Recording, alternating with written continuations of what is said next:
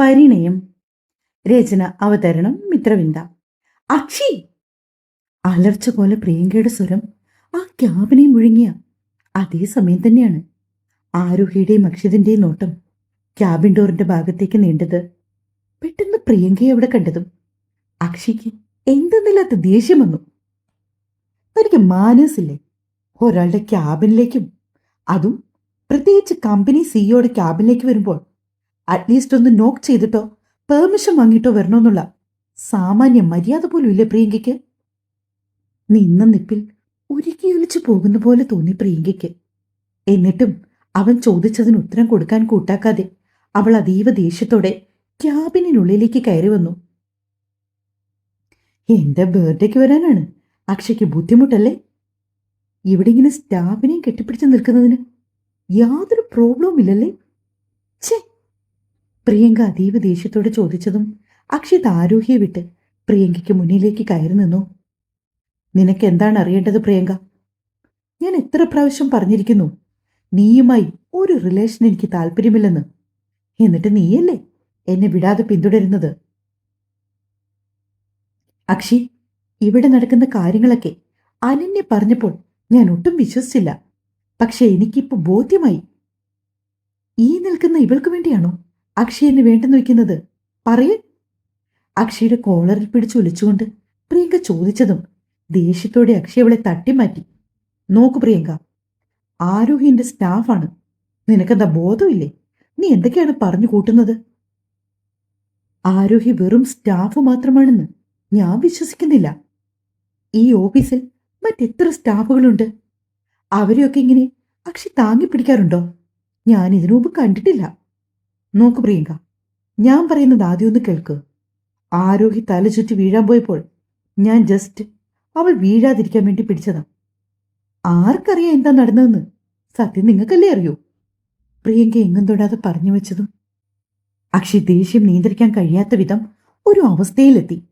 കൈമുഷ്ടി ചുരുട്ടി കണ്ണുകൾ ഇറുക്കി അടച്ചു. അവൻ തുറന്നു. തലകുലുക്കി ദേഷ്യം നിയന്ത്രിച്ചുകൊണ്ട് അവൻ പ്രിയങ്കയെ നോക്കി. പ്രിയങ്ക എന്തിനാണിപ്പോ ഇവിടേക്ക് വന്നത്? ആരോഹി താൻ ഓക്കെയല്ലേ? പ്രിയങ്കയോട് ചോദ്യം ചോദിച്ചുകൊണ്ടിരിക്കെ തന്നെ അക്ഷി ആരോഹിയെ നോക്കി. പെട്ടെന്നുണ്ടായ കോലാഹലങ്ങളിൽ പകച്ചു നിൽക്കുകയാണ് ആരോഹി. അതിനിടയിൽ എവിടെയൊക്കെയോ മുഴുകിക്കേട്ട തന്റെ പേര്, കാര്യം എന്താണെന്നൊന്നും അവൾക്ക് വ്യക്തമായില്ല. അക്ഷി പതിയെ അവളെ അവളുടെ സീറ്റിനടുത്തേക്ക് കൊണ്ടുവന്നു. താൻ ഇവിടെ റെസ്റ്റ് എടുക്ക്. പ്രിയങ്ക, താൻ എൻ്റെ കൂടെ വന്നേ. പറ്റില്ല അക്ഷി, ഇവിടെ ഇവളുടെ മുമ്പിൽ വെച്ച് വേണം എനിക്ക് സംസാരിക്കാൻ. പ്രിയങ്ക കട്ടായം പോലെ പറഞ്ഞതും അവൾക്ക് മുന്നിൽ കൈകെട്ടി നിന്നു അക്ഷിത്. എങ്കിൽ ശരി, തനിക്ക് പറയാനുള്ളത് എന്താണ്? അത് പറയാം ആദ്യം. താൻ എന്തിനാണിപ്പോ ഇത്ര ധൃതിയിൽ ഇങ്ങോട്ടേക്ക് വന്നത്? അക്ഷയ് എന്റെ ബർത്ത്ഡേക്ക് വരാത്തതുകൊണ്ട്. പ്രിയങ്ക നിന്ന് ഒരുക്കി. സത്യം പറഞ്ഞാൽ അതൊന്നും ആയിരുന്നില്ല അവളുടെ വരവിന്റെ ഉദ്ദേശം. അക്ഷയെ കാണണം, അവനോട് സംസാരിക്കണം, പറ്റിയാൽ അവൻ്റെ ഒപ്പം ലഞ്ച്. അതൊക്കെ മനസ്സിൽ കണ്ടുകൊണ്ടായിരുന്നു പ്രിയങ്ക അവിടേക്ക് വന്നത്. ആ ബുദ്ധി അവൾക്ക് ഉപദേശിച്ചു കൊടുത്തതും അനനിയും.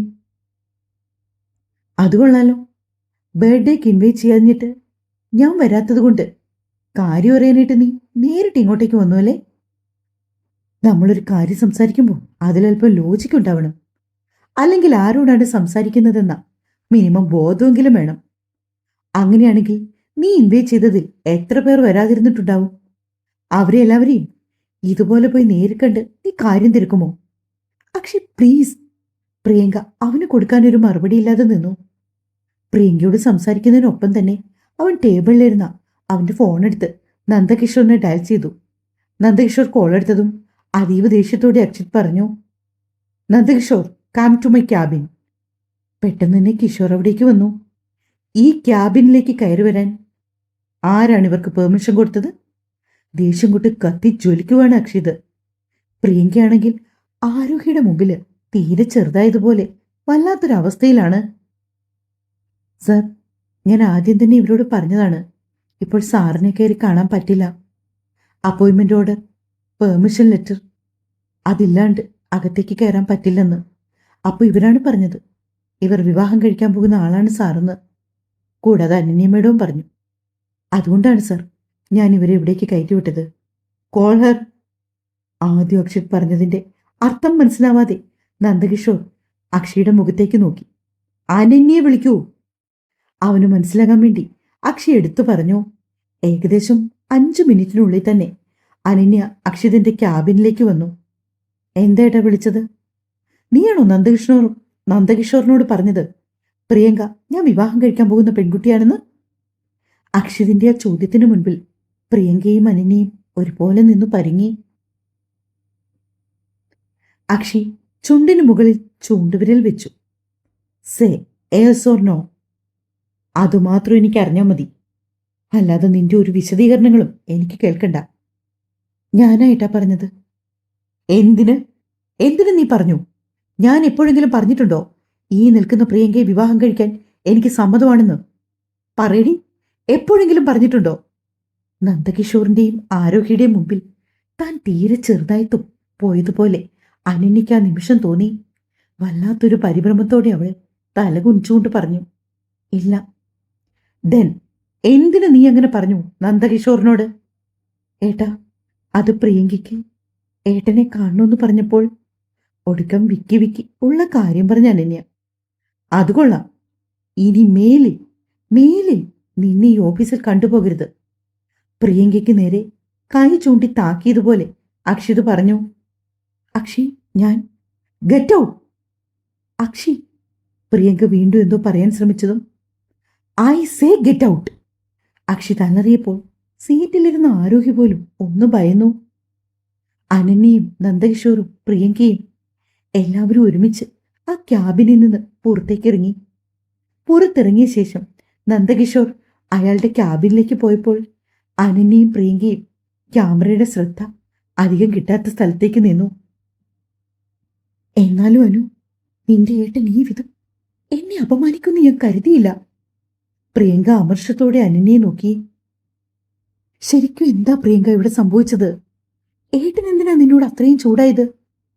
അത് പിന്നെ ഞാൻ ക്യാബിനിലേക്ക് കയറുമ്പോ അയാളും അയാളുടെ മറ്റോളും കൂടി അവർ കെട്ടിപ്പിടിച്ച് നിൽക്കുമായിരുന്നു. പെട്ടെന്നത് കേട്ടതും അനന്യ മിഴിഞ്ഞുപോയ കണ്ണുകളോടെ പ്രിയങ്കയെ നോക്കി. ശരിക്കും ഞാനെന്റെ കണ്ണുകൊണ്ട് കണ്ടതല്ലേ? എന്നാലും എന്നെ കണ്ടിട്ട് അവളെ മാറ്റി നിർത്തണമെന്നോ ഞാൻ കണ്ടല്ലോ എന്നുള്ള ടെൻഷനോ വെപ്രാളമോ അങ്ങനെ ഒന്നും തന്നെ അക്ഷിക്കില്ല. എന്തോ ഞാൻ അവരുടെ ഏതോ റൊമാൻറ്റിക് മൊമെന്റ് സ്പോയിൽ ചെയ്യാൻ ചെന്ന ഒരു ശത്രുവിനെ പോലെ എന്നോട് ബിഹേവ് ചെയ്തു. ചേ, ഈ ഏട്ടൻ ഇത് എന്ത് ഭാവിച്ചാണ്? ആരവൾ? പ്രിയങ്ക അനന്യയോട് ചോദിച്ചു. ആരോഹിയോ? എനിക്കവളുടെ പേരൊന്നും അറിയില്ല. പക്ഷേ അവളുടെ ഫുൾ ഡീറ്റെയിൽസ് എനിക്ക് കിട്ടിയിരിക്കണം ഇന്ന് വൈകുന്നേരത്തിനകം. പ്രിയങ്ക ആജ്ഞാപിക്കും പോലെയാണ് അനന്യയോട് പറഞ്ഞത്. മറുപടിയായി അവളെ നോക്കി ഒന്ന് മൂളാൻ മാത്രമേ അനന്യയ്ക്ക് ആ സമയം കഴിഞ്ഞുള്ളൂ. പ്രിയങ്ക ക്യാബിനിൽ വന്ന് പോയ ശേഷം അക്ഷിത് വല്ലാതെ അസ്വസ്ഥനായതുപോലെ തോന്നി ആരോഹിക്കും.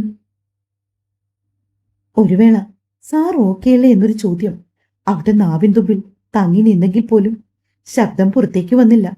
പ്രധാന കാരണം അക്ഷിതിന്റെ ദേഷ്യമായിരുന്നു. ആദ്യമായിട്ടായിരുന്നു അക്ഷിതിനെ അത്രയേറെ ദേഷ്യത്തിൽ അവൾ കാണുന്നത്.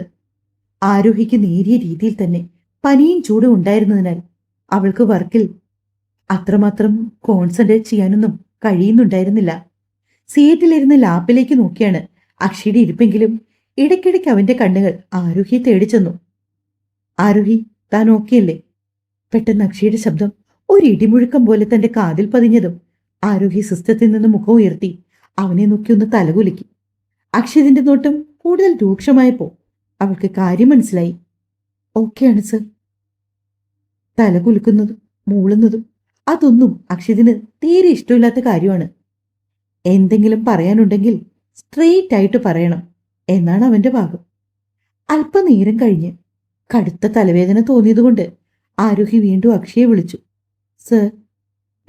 എന്താ? സർ, ഇന്നെനിക്കൊരു ഹാഫ് ഡേ ലീവ് തരാൻ പറ്റുമോ? വളരെ പതിഞ്ഞു പോയിരുന്നു അത് ചോദിക്കുമ്പോൾ ആരോഹിയുടെ സ്വരം. എന്തുപറ്റി? അർജന്റായിട്ട് എവിടെയെങ്കിലും പോകാനുണ്ടോ? സാധാരണ സ്റ്റാഫ് ലീവ് ചോദിച്ചാൽ അതിന്റെ കാരണമൊന്നും തിരക്കേണ്ട കാര്യമില്ല.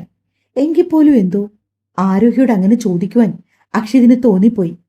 അല്ല സർ, ഞാൻ ഒട്ടും ഓക്കെ അല്ല. എനിക്ക് ചെറിയ രീതിയിൽ കോൾഡ് ഉണ്ടായിരുന്നു. ഇപ്പൊ വല്ലാത്തൊരു ഹെഡേക്കും. ആരോഹി ഒരുവിധം പറഞ്ഞൊപ്പിച്ചു. എങ്കിലൊരു കാര്യം ചെയ്യ്, ആരോഹി ഇന്നൊരു ദിവസം ലീവ് എടുത്തോളൂ. നോക്ക് ആരോഹി, ആരോഗ്യപരമായി എന്തെങ്കിലും പ്രശ്നങ്ങളുണ്ടെങ്കിൽ നിങ്ങൾക്ക് സിക്ക് ലീവ് വിളിച്ചു പറയാനുള്ള ഓപ്ഷൻ ഉണ്ടല്ലോ. ദെൻ താൻ എന്തിനാണ് വന്നത്? വയ്യാന്നുണ്ടെങ്കിൽ ലീവ് പറഞ്ഞാൽ പോരായിരുന്നോ? അത് സർ, ജോയിൻ ചെയ്തിട്ട് കുറച്ച് ദിവസമായല്ലോ. അല്പം പേടിച്ചാണെങ്കിലും ആരോഗ്യ പറഞ്ഞു. അതുകൊണ്ട് ജോയിൻ ചെയ്തിട്ട് ഇത്ര ദിവസത്തിന് ശേഷം മാത്രമേ സിക്ക് ലീവ് എടുക്കാൻ പാടുള്ളൂ എന്ന് കമ്പനി ഒരു റൂൾസിലും പറഞ്ഞിട്ടില്ല. ഫസ്റ്റ് ഓഫ് ഓൾ, ആരോഗ്യ ചിന്തിക്കേണ്ട ഒരു കാര്യമുണ്ട്. അസുഖമാണ്, അതെപ്പോ വേണമെങ്കിലും വരും. പിന്നെ കമ്പനി കാര്യത്തിൽ അല്പം ലിബറലാണ് എന്ന് കരുതി അതൊരു കാരണമാക്കി എടുക്കുന്നവർക്ക് നേരെ തീർച്ചയായും ആക്ഷൻ ഉണ്ടാകും. പക്ഷേ ഇങ്ങനെ തീരെ വയ്യാതിരിക്കുന്ന സാഹചര്യങ്ങളിൽ ലീവ് എടുത്ത് വീട്ടിലിരിക്കുന്നതായിരിക്കും ഏറ്റവും ബെറ്റർ. പറ്റുമെങ്കിൽ ഉച്ചവരെ ഇരിക്കുക, അല്ലെങ്കിൽ ഇപ്പൊ തന്നെ പോകാം. ഡ്രൈവറോട് വീട്ടിലാക്കി തരാൻ പറയട്ടെ? പെട്ടെന്ന് അക്ഷിത് അങ്ങനെ ചോദിച്ചതും ആരോഗ്യ ഒരു ഞെട്ടലോടെ അവന്റെ നേർക്ക് നോക്കി. വേണ്ട സർ, ഞാൻ ബസ്സിൽ പോയിക്കോളാം. ഇത്ര വയ്യായിക വെച്ച് താൻ എങ്ങനെ ബസ്സിൽ പോകുന്നാ പറയുന്നേ? തനിക്കെന്താ ബോധമില്ലേ? അക്ഷിത് അത് എടുത്തു ചോദിക്കാനുള്ള പ്രധാന കാരണം അവൾ അവന്റെ നെഞ്ചോരം ചേർന്ന് നിന്നപ്പോ അവന്റെ ദേഹത്തേക്ക് പോലും പടർന്ന അവളുടെ പനിച്ചൂട് നന്നായി അറിഞ്ഞതുകൊണ്ടാണ്. ഓക്കെ ആരോഹി, തന്റെ സാധനങ്ങളെല്ലാം എടുക്ക്. എന്നിട്ട് എൻട്രൻസിന്റെ അവിടേക്ക് ചെല്ല്. ഡ്രൈവർ ഇപ്പൊ കാറുമായിട്ട് വരും. വീട്ടിലേക്ക് പോയിക്കോളൂ. അക്ഷിത് അവസാന വാക്കുപോലെ പറഞ്ഞു നിർത്തിയപ്പോ ആരോഹിക്ക് പിന്നീട് ഒന്നും പറയാൻ തോന്നിയില്ല. Okay sir. അവൾ സിസ്റ്റം ഷട്ട് ഡൗൺ ചെയ്ത് അതുവരെ ചെയ്ത വർക്കിന്റെ റിപ്പോർട്ടെല്ലാം അവന് മെയിൽ ചെയ്തുകൊണ്ട് ബാഗും വാട്ടർ ബോട്ടിലും എടുത്ത് ഇരുന്നിടത്തു നിന്ന് എണീറ്റു. ക്യാബിൻ ഡോർ തുറക്കാൻ തുടങ്ങിയ സമയം അക്ഷിത് അവളെ വീണ്ടും പിന്നിൽ നിന്ന് വിളിച്ചു. ആരോഹി. സർ. അവൾ അവനെ തിരിഞ്ഞു നോക്കി. അസുഖം ശരിക്കു ഭേദമായെങ്കിൽ മാത്രം നാളെ വന്നാൽ മതി. അല്ലെങ്കിൽ നാളെ ഒരു ദിവസം കൂടി ലീവ് എടുത്തോളൂ. ശബ്ദത്തിൽ ഒട്ടും മയമില്ലാതെയാണ് അക്ഷിത് പറഞ്ഞത്. പക്ഷേ അതിനു പിന്നിലെ കരുതൽ കൃത്യമായി അവൾ തിരിച്ചറിഞ്ഞു. അവനെ നോക്കിയൊന്ന് തലകുലുക്കിക്കൊണ്ട് ഓക്കെ സാറെന്ന് പറഞ്ഞവൾ ക്യാബിൻ വിട്ടിറങ്ങി. അക്ഷയ് പറഞ്ഞേൽപ്പിച്ച പോലെ തന്നെ അവന്റെ ഡ്രൈവർ കാറുമായിട്ട് ഓഫീസിന് മുൻപിലുണ്ടായിരുന്നു.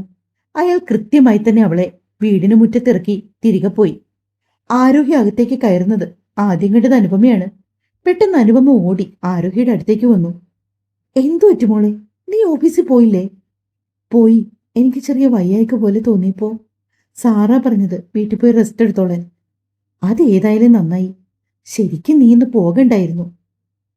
ഇനിയിപ്പോ അതൊന്നും പറഞ്ഞിട്ട് കാര്യമില്ലല്ലോ. നീ വേഗം അകത്തേക്ക് പൊക്കോ, പോയി റെസ്റ്റ് എടുക്ക്. ഞാൻ ഏട്ടത്തി അങ്ങോട്ടേക്ക് പറഞ്ഞുവിടാം. ഏടത്തി കിച്ചണിലാ.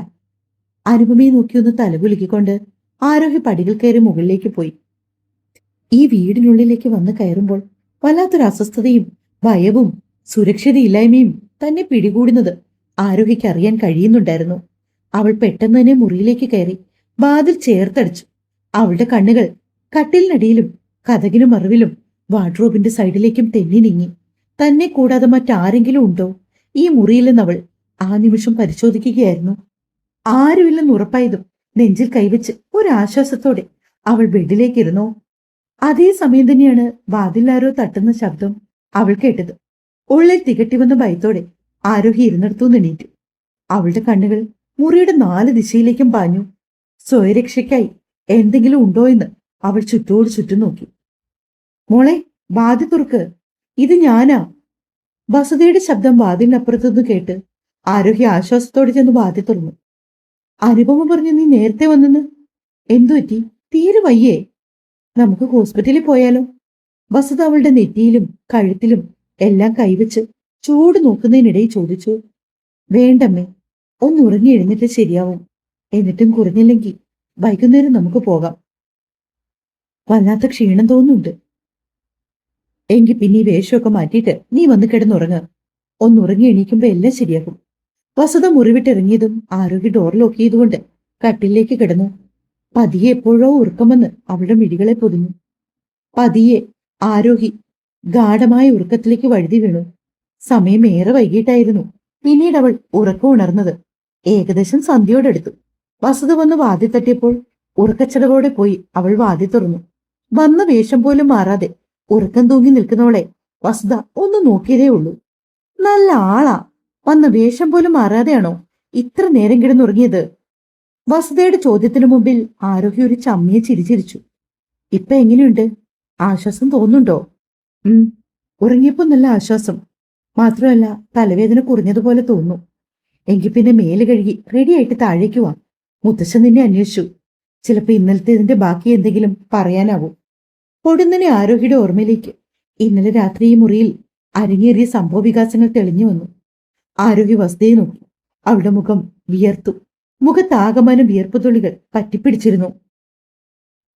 ആരോഹിയുടെ ആ നോട്ടത്തിൽ നിന്ന് തന്നെ വസുതയ്ക്ക് മനസ്സിലായി ഇപ്പൊ ആരോഹിയെ ഭരിച്ചുകൊണ്ടിരിക്കുന്ന ചിന്തകൾ എന്താകുമെന്ന്. അവർ അരുമയോടെ അവളുടെ തലയിലൂടെ തഴുകിവിട്ടു. അമ്മയില്ലേ, പിന്നെന്തിനായി പേടി? വസുത തികഞ്ഞ ആത്മവിശ്വാസത്തോടെ ചോദിച്ചപ്പോ ആരോഹിക്കും അല്പം ധൈര്യം കൈവന്നു. മേല് മാത്രം കഴുകി ഒരു ചുവന്ന ധാവണി ഉടുത്തു. മുടിയഴിച്ചിട്ട് നെറ്റിയിൽ അല്പം ഭസ്മം മാത്രം തൊട്ടുകൊണ്ട് ആരോഹി താഴേക്ക് വന്നു. ആ വലിയ കുടുംബത്തിലെ അംഗങ്ങൾ ഓരോരുത്തരും ലിവിംഗ് റൂമിൽ അണിനിരന്നിരുന്നു. ഒരു വേള അവരുടെ എല്ലാം ശ്രദ്ധ താഴേക്ക് പടികളിറങ്ങി വരുന്ന ആരോഹിയിൽ മാത്രം തങ്ങി നിന്നു. മുടി അഴിച്ചിട്ട് മുഖത്ത് ചമയങ്ങൾ ഏതുമില്ലാതെ മച്ചിലെ ഭഗവതി നേരിട്ടിറങ്ങി വന്നതുപോലൊരു പെണ്ണ്. ആരോഹിയുടെ നോട്ടവും അവിടെ ഇരിക്കുന്ന ഓരോരുത്തരിലേക്ക് നീണ്ടു. ഓരോ മുഖങ്ങളിലൂടെയും സഞ്ചരിച്ച് അവളുടെ മിഴികൾ ഒടുവിൽ അർജുനിൽ വന്ന് എത്തി നിന്നു. അവന്റെ കണ്ണുകളിൽ തെളിഞ്ഞു കണ്ട ക്രൗര്യം, ഗായത്രിയുടെ മുഖത്തെ അഹന്ത, ഉള്ളിൽ തികട്ടി വന്ന ദേഷ്യം പുറം ചട്ടയായി ഒരു പുഞ്ചിരിയെടുത്ത് അണിഞ്ഞുകൊണ്ട് ആരോഹി അവർക്കിടയിലേക്ക് ചെന്നു. തുടരും. അഭിപ്രായം മറക്കല്ലേ, സപ്പോർട്ട് തരണേ. സ്നേഹത്തോടെ നിങ്ങളുടെ സ്വന്തം മിത്രവിന്ദ. Thank you.